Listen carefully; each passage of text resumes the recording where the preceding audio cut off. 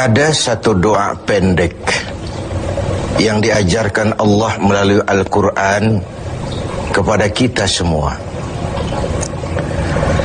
Doa pendek ini merefleksikan tujuan hidup kita sebagai seorang muslim, sehingga seringkali orang menyebut doa ini sebagai doa sapu jagat, yaitu Rabbana atina fid dunya hasanah wa fil akhirati hasanah wa qina adzabannar. Wahai Tuhan kami, berikan kami kebahagiaan di dunia ini, kebahagiaan di akhirat nanti, dan selamatkan kami dari azab neraka. Dunia dan seluruh isinya sesungguhnya merupakan tujuan hidup jangka pendek dari setiap pribadi muslim. Tujuan jangka pendek yang mengantarkan kita untuk meraih tujuan jangka panjang, yaitu akhirat dan ridho Allah Subhanahu wa ta'ala. Untuk kedua tujuan ini, Islam mengajarkan nilai keseimbangan. Bekerjalah buat duniamu seolah kau akan hidup selamanya, tetapi bekerjalah buat akhiratmu seolah kau akan mati besok. Nilai keseimbangan ini kemudian diterjemahkan dalam berbagai aspek kehidupannya. Dalam berbagai aspek kehidupan. Bagaimana si kaya harus membantu yang miskin. Bagaimana si miskin berusaha dan hidup tidak menjadi beban bagi yang lain. Kelihatan nilai keseimbangan itu. Bagaimana si tua menyayangi yang muda, bagaimana yang muda menghormati yang tua. Bagaimana tuan rumah menghormati tamu, bagaimana tamu menjadi orang yang tahu diri. Ini semua merefleksikan adanya nilai keseimbangan.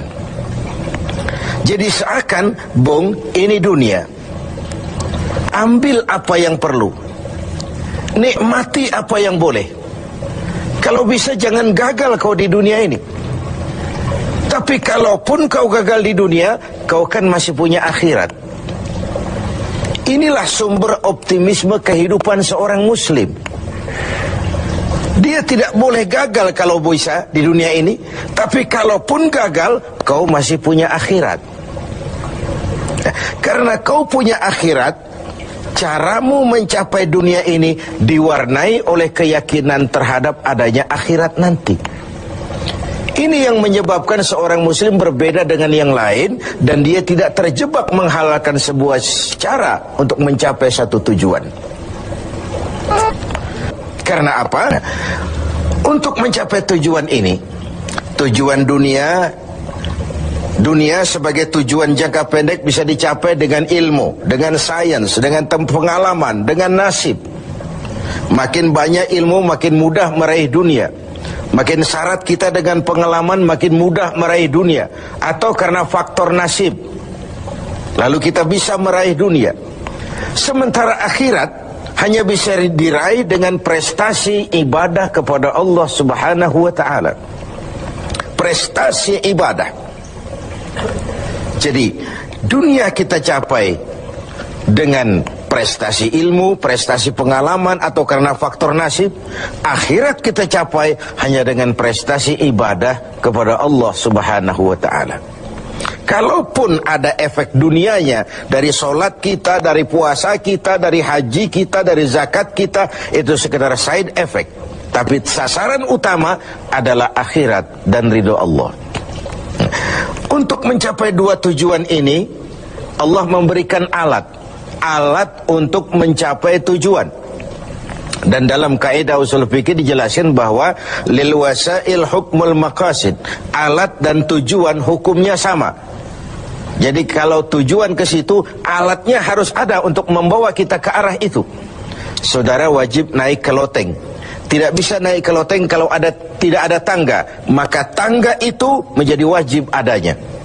Nah, untuk mencapai dua tujuan ini, fid dunya hasanah wa fil akhirati hasanah, Allah memberikan alat kepada kita. Apa alatnya? Dalam surah At-Taubah ayat 111 bisa kita lihat.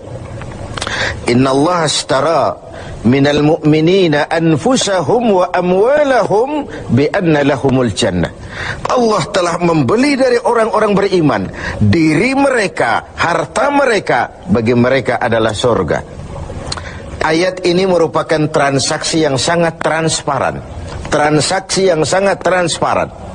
Pembeli Allah, penjual kita orang-orang beriman. Dagangannya amwal dan anfus, harta dan diri. Harganya adalah surga. Sekali harta dan diri sudah kita jual kepada Allah, tentu tidak akan kita jual lagi kepada yang lain. Jadi dengan kata lain, harta itu apa? Semua bentuk materi yang kita kuasai. Uang, tanah, kebun, pabrik, dan sebagainya. Lalu yang dimaksud dengan anfus, diri itu apa? Semua kekayaan yang ada dalam pribadi kita.